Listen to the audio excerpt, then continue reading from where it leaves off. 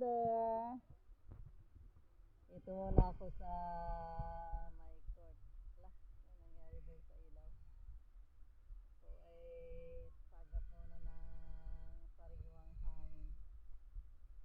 Dahil kanina ay napakainit. Siyempre hindi naman pwedeng magpunta dito para sumagat ng fresh na hangin. Pero ngayon ay ano na, gabi na. Yung hangin pagka nandito sa labas ay medyo ano na, refreshing. Hindi na masyadong mainit. Ito pa rin ang aming paligid.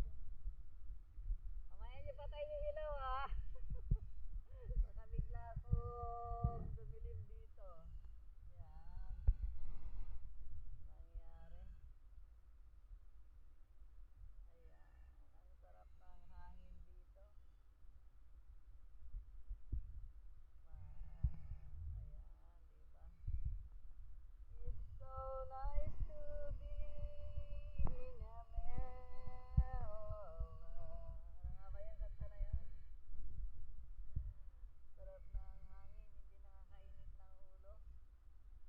Dahil refreshing ang ating hangin. Wait lang, nagsushooting pa ako. Napatay na daw yung ilaw. Sandali na lang. Pagka